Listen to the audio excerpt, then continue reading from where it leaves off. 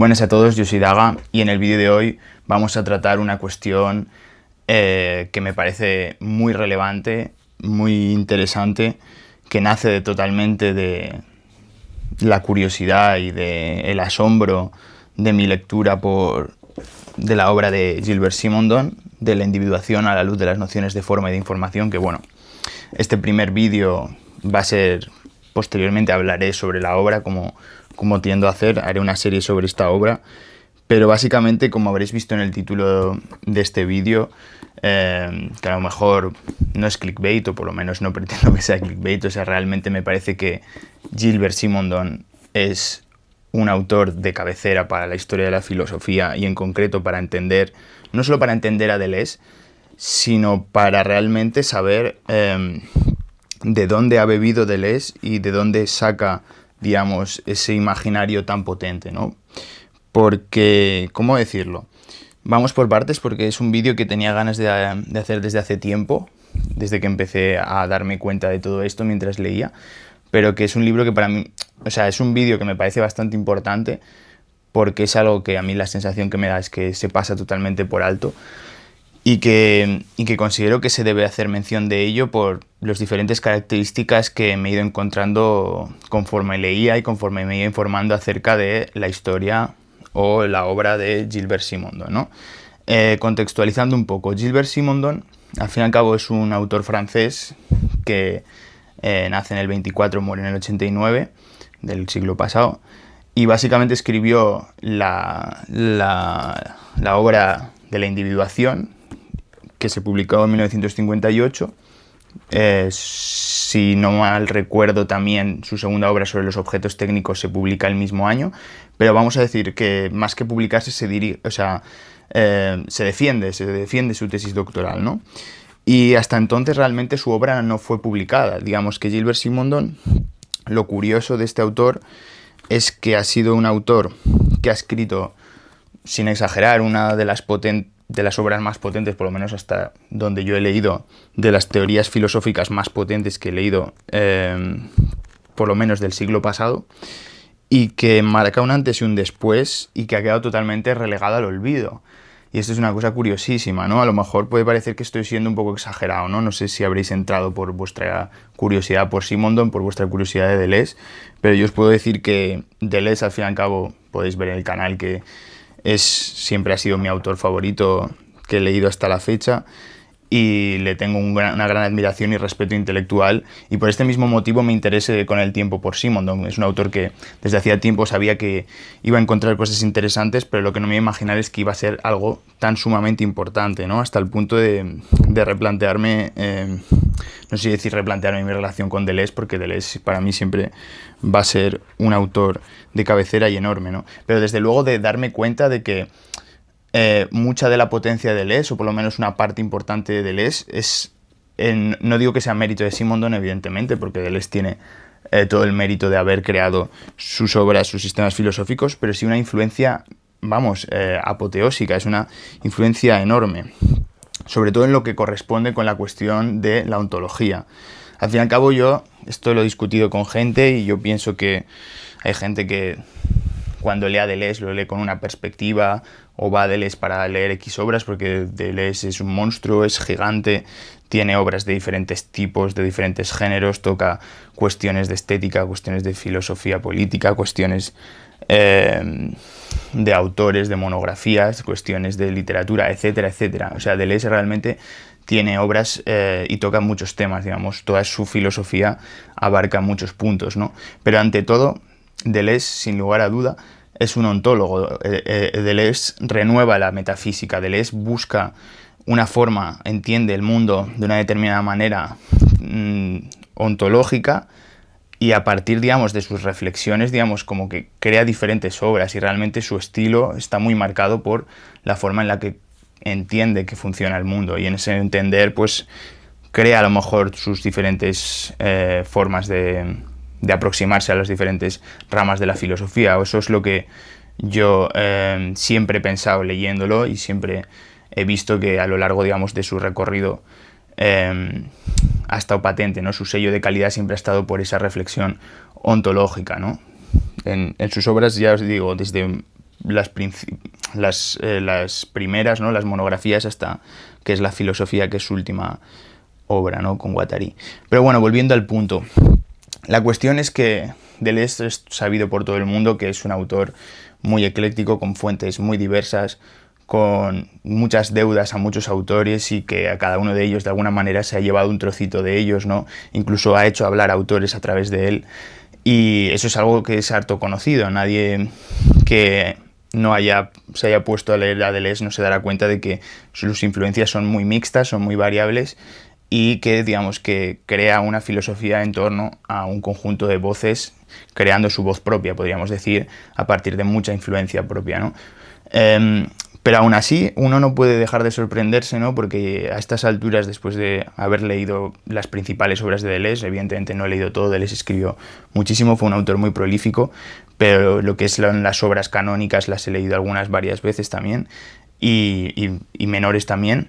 Entonces, claro, al acercarme a Gilbert Simondon fue sobre todo por una curiosidad, pues aparte de por lo que me podía esperar que trataba, ¿no? Sobre todo porque yo sabía que Simondon podía tener una relación muy directa con cuestiones sobre la preindividualidad, que es central en Deleuze, y que Deleuze la trata sobre todo en diferencia y repetición, pero que es algo que, digamos, que va a ser una forma de ver el mundo, no sé si decir una metodología,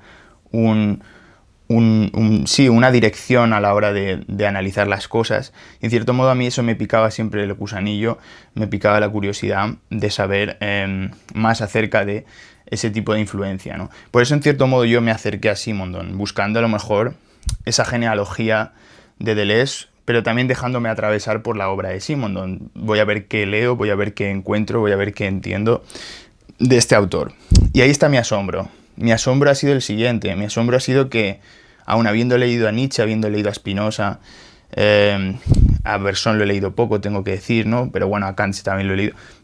Los grandes autores que todos conocimos, a Leibniz, por ejemplo, también, todos esos grandes autores de la historia de la filosofía, esos filósofos que han entrado a la historia de la filosofía, digamos, han sido canonizados, y es conocido por todos, ¿no? Pues su influencia en la historia de la filosofía, y que de forma colateral, pues si uno lee a Deleuze, se da cuenta que ha sido muy influenciado por ellos también, ¿no?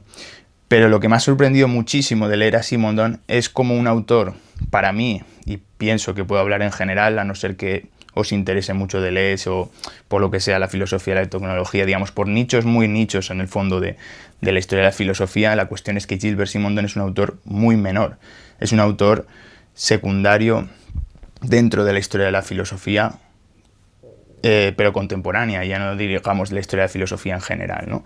Entonces, mi asombro nace en el fondo de estar leyendo a Simondon y darme cuenta que su influencia, o sea, la influencia de Deleuze en Simondon es enorme, o sea, me atrevería a decir algo que, bueno, no sé si me estáis escuchando y sois expertos en Deleuze o lo que sea, pero yo me atrevería a decir que Simondon podría ser el autor que más ha influenciado a Deleuze, por lo menos en su aspecto ontológico, en la forma en la que Simondon trata la realidad, la forma en la que considera que los procesos ontológicos se generan en la realidad. Yo veo que su influencia es vastísima. Y claro, y eso es algo que me choca, porque al fin y al cabo no me imaginaba que había un sistema teórico tan potente y a la par tan poco reclamado, tan poco... sí, que tan poca gente habla de Simondon. La realidad es que yo no me encontraba gente hablándome de Simondon. Sinceramente, a lo mejor en otros círculos sí, no me ha llegado a mis oídos, pero yo creo que la sensación general es que la gente no habla de Gilbert Simondon. Y justamente este vídeo es un poco para hablar de Gilbert Simondon y hablar no solamente bien, sino reclamar su papel y su potencia en la historia de la filosofía. Evidentemente hoy no vamos a hablar en detalle de la obra de Gilbert Simondon, porque para eso voy a hacer una serie acerca de la obra de la individuación, que serán los próximos capítulos al de esta semana. Pero lo que sí que quiero recalcar es, partiendo de la base de que Gilbert Simondon no ha sido un pensador conocido por diferentes cuestiones, ¿no? Cómo realmente los temas que trata, cómo los trata y la forma en la que realmente crea su sistema filosófico, no solamente es que tenga una actualidad enorme, sino que hasta cierto punto considero que es bastante revolucionario con respecto a... Sí, con respecto a ya no solo a otros autores, sino a otras corrientes. Y claro, es que me vienen muchas cosas a la cabeza y me solapo, ¿no? Me solapo con temas, ¿no? Pero la cuestión, por hablar un poco de Simondon, al fin y al cabo lo que hay que tener en cuenta de Simondon es que es un autor que paradójicamente yo considero que Deleuze le debe mucho a Simondon, ya que Simondon, marca los fundamentos ontológicos, las preocupaciones, el modo de acercarse a la realidad a partir, digamos, de esa influencia científica o de cómo realmente hay una influencia científica en el pensamiento de Deleuze. Evidentemente Deleuze ya tenía esa influencia o ese interés por la ciencia, pero a lo mejor Simondon, al fin y al cabo, tiene un lenguaje bastante científico y muchas veces se nota que es conocedor de la física y de la biología y otras ramas, ¿no? Pero sobre todo en concreto estas dos. Y la cuestión es que el modo en el que se aproxima a la filosofía es muy revelador de que va por otro lado, ¿no? Y esto yo creo que es importante, ¿no? Y por eso os quería decir que básicamente Deleuze está muy influenciado por Simondon, pero a la vez la paradoja está en el hecho de que si no llega a ser por Deleuze, Simondon directamente ya no es que no fuera conocido, es que no lo conocerían, o sea, es que estaría totalmente enterrado. O sea, y esto es lo que me llama más la atención, ¿no? Es como que hay como una especie de reciprocidad mutua en la cual Deleuze ha bebido mucho, se ha influenciado mucho de su obra y eso es lo que a lo mejor ha permitido, digamos, crear a un Deleuze con tanta potencia intelectual porque ha podido sumar las diferentes partes de lo que ha leído y de lo que ha creado filosóficamente, todo un proyecto filosófico muy potente, ambicioso, que toca muchas partes. Todo eso que vemos como un Deleuze acabado, que vamos a leer y que entendemos que hay algo importante que decirnos, digamos como que es un proceso que dura años y muchas lecturas, mucha creación, mucha influencia, ¿no? Entonces, digamos, el hecho de que Deleuze dependa tanto, por lo que yo veo, digamos, de ese pilar que es Simondon, me choca mucho con la otra parte de que a la vez Simondon no tenga una fama de una similitud similar a la de Deleuze, ¿no? Y curiosamente la cuestión es que si Deleuze no hubiera hecho gala mínimamente de su influencia de Simondon, es que directamente Simondon no existiría. O sea, Simondon habría sido, yo creo, pues un profesor que estuvo en la universidad, no sé si era la de Vincennes, de París, habría sido un profesor de francés con ciertos intereses en ciencia y demás, pero ya está. O sea, su tesis habría estado enterrada como tantas otras tesis en tantas otras universidades que hay y ha habido y habrá. Entonces eso es algo como que me parece como muy curioso porque me hace reflexionar sobre muchas cosas, ¿no? Porque al fin y al cabo uno puede, digamos, tener algo muy potente que decirlo, pero si no tiene la forma para decirlo o por cuestiones del destino, en el sentido del azar, o de que no ha estado en los círculos adecuados o moviéndose lo suficiente, tal vez no ha podido llegar a la gente que debía de llegar, ¿no? Sin embargo, llegó a Deleuze, y eso es lo más potente, yo creo, ¿no?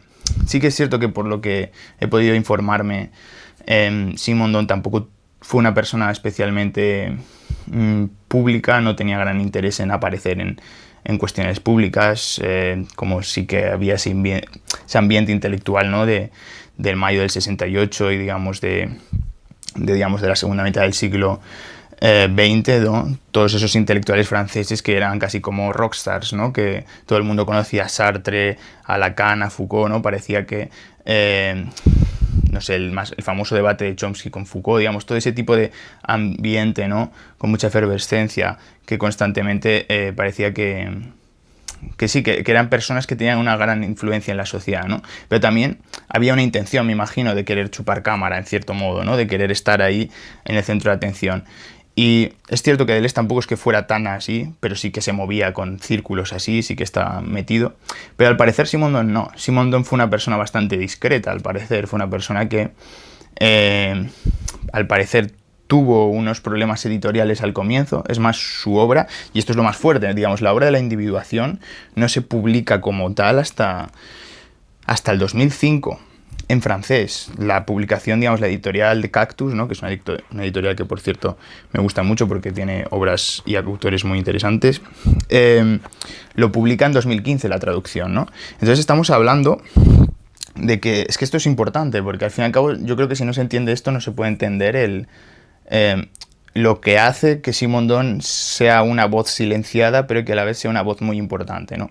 Porque si vemos que Simondon en vida no tuvo un interés real en publicar su tesis al parecer era muy larga y no la pudieron publicar. Es cierto que en 1964 se publicó la mitad de la tesis, pero la otra mitad hasta su muerte no se publicó. Él en vida fue una persona, pues eso, que tampoco causó especialmente furor, ¿no? Por su pensamiento.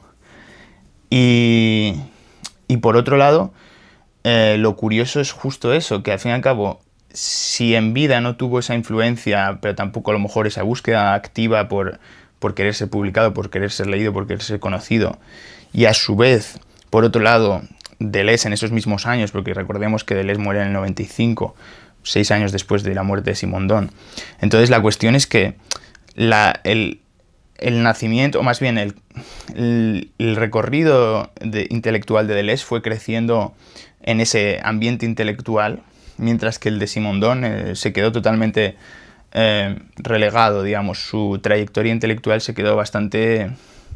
No voy a decir a la sombra, porque al fin y al cabo Deleuze no le hizo una sombra a Simondon, pero digamos que se quedó enterrado dentro de esos posibles autores que han podido escribir algo con interés pero que no han sido leídos, y por tanto no ser leído es lo mismo a no existir. Si nadie conoce lo que piensas o nadie sabe lo que dices, es como si no hubieras dicho nada.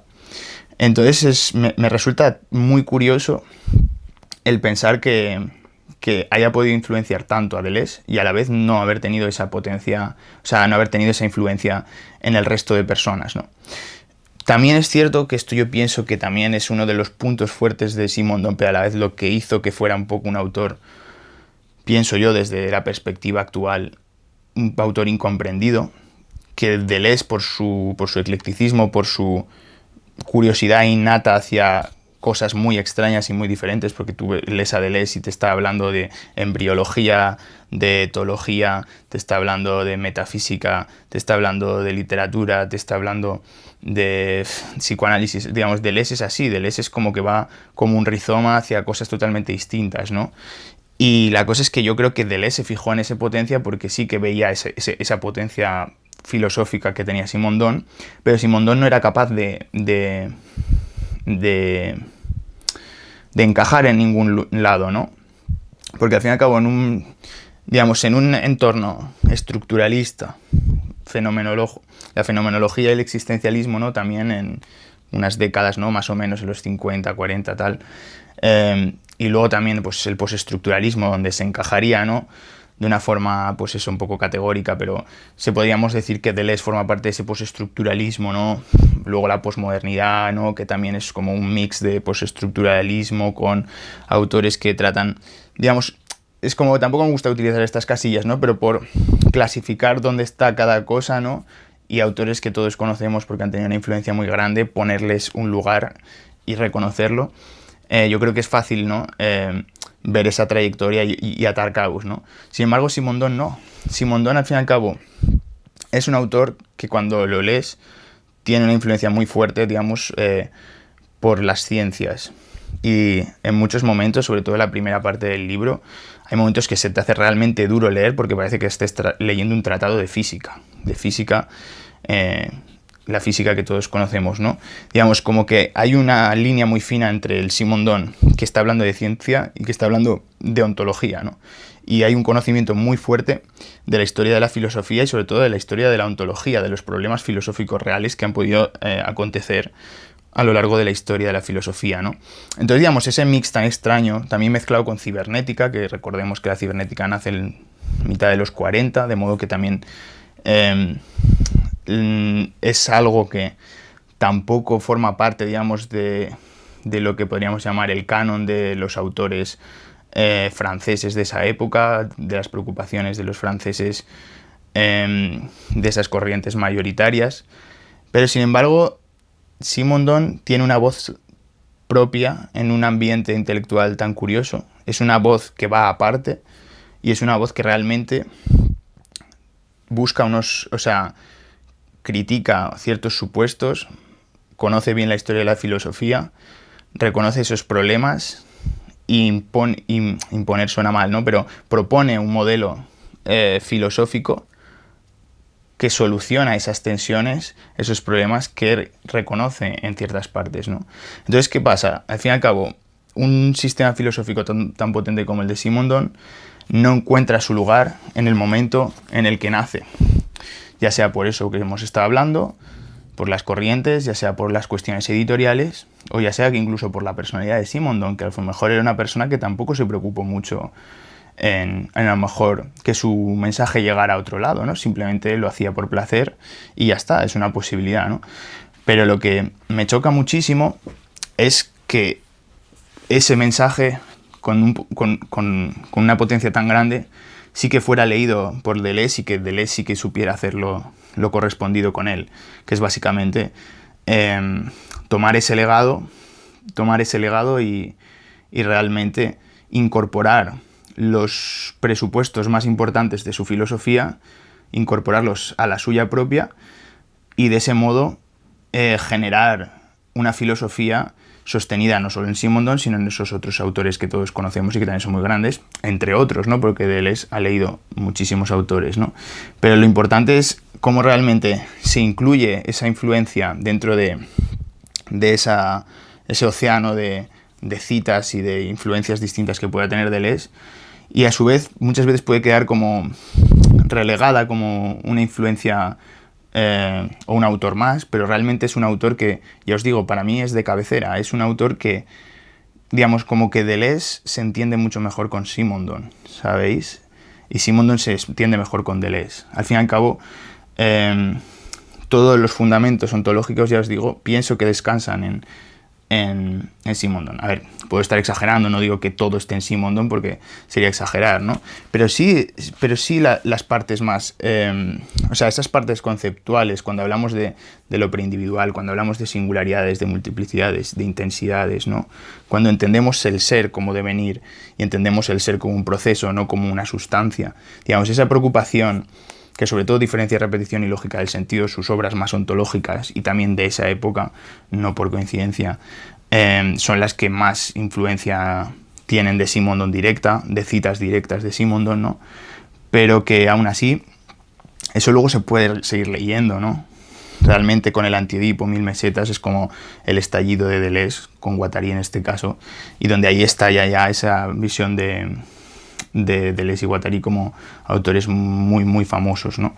Y muy conocidos, ¿no? Pero que sin embargo tú puedes rastrear a Simondon detrás, en la forma de hacer filosofía, en el modo de acercarse a la realidad. Y eso es como que eso está de forma silenciosa cuando lees a Deleuze, ¿no? Y la clave, o sea, lo que a mí me sorprende, ¿no? Después de haber leído a Deleuze durante ya unos cuantos años, pues ver esos conceptos, ver esas ideas, ver esos procesos de formas muy distintas, porque evidentemente no es como si estuvieras leyendo un calco, cada uno tiene su forma de hacer las cosas, Deleuze se compromete con unos conceptos, con otros no, y también te digo que Simondon tiene como cierto rigor, es más clásico en ese sentido, su obra es un sistema mucho más... bueno, como lo podría ser diferencia de repetición, ¿no? No como 1000 mesetas, que es muy experimental en su forma. Pero sí que tiene, digamos, esa estructura, digamos, filosófica que pretende llegar a un fin, buscar un problema, aportar, digamos, capas distintas y hacerlo, digamos, con una resonancia general, ¿no? Y bueno, y a todo esto también os quería decir que yo hasta la fecha, o sea, he buscado y lo único que he encontrado de Deleuze hablando de Simondon, más allá de citas, como os he dicho, en diferentes obras, que sí que lo cita bastante, pero como tal, una cosa que sí que no digo que me enfade, pero sí que pienso que por parte de Deleuze, no sé por qué no lo hizo, esto no sé por qué, pero yo creo que debería haberlo hecho, es dedicarle una monografía, porque al fin y al cabo Simondon es un autor coetáneo de Deleuze, del mismo modo que lo fue Foucault. Sí que es cierto que Foucault fue su amigo y entiendo que le dedicara una monografía, pero vamos, que Deleuze, a todo autor importante que realmente le ha marcado, le ha influido, él le ha dedicado una monografía. Lo ha hecho con, bueno, podría enumerarlos, ¿no? Pero tenéis ahí Nietzsche, Hume, Kant, Bergson, Proust, Leibniz, etcétera, etcétera, ¿no? Sin embargo, Simondon no le ha dedicado una monografía, y eso es una cosa que no puedo comprender, de verdad. O sea, eso sí que es una cosa que me sorprende, porque sí que es cierto que a lo mejor si hubiera tenido una monografía, su fama todavía habría sido más grande. O sea, yo pienso que Deleuze hizo bien citándolo, dándolo a conocer de forma indirecta, influenciándose, pero sí que yo creo que Deleuze tiene una deuda grande con Simondon. Y eso, no sé, lo puedes ver, digamos, en el momento que lees su obra y te das cuenta de la forma en la que encaja los conceptos, la forma en la que se preocupa de X motivos, ¿no? Aún así, sí que es cierto que lo que sí que escribió sobre él, que bueno, que está en La isla desierta y otros textos, esto es lo único que escribió Deleuze sobre Simondon, fue una reseña sobre su obra, sobre su tesis doctoral. Es cierto que en esta reseña Deleuze habla de una forma, digamos, como quitándose el sombrero delante de Simondon. Está escrita 2 años antes de Diferencia y repetición. La influencia es directa, ¿no? Como 2 años antes ya estaba leyendo e inspirándose mucho en él.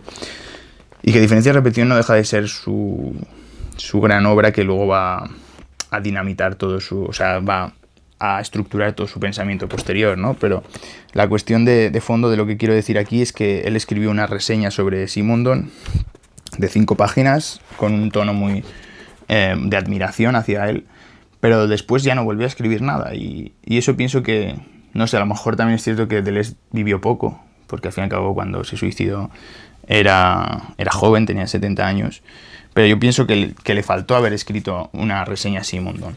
Pero bueno, os leo solamente una parte, o sea, el final, para que veáis lo que dice sobre él. Dice: sea como fuere, hay pocos libros que nos hagan ver, como este lo hace, hasta qué punto un filósofo puede inspirarse en la actualidad de las ciencias y sin embargo alcanzar a plantear los grandes problemas clásicos, transformándolos y renovándolos.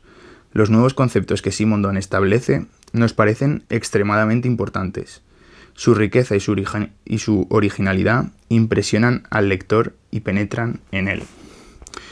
Su riqueza y su originalidad impresionan al lector y penetran en él.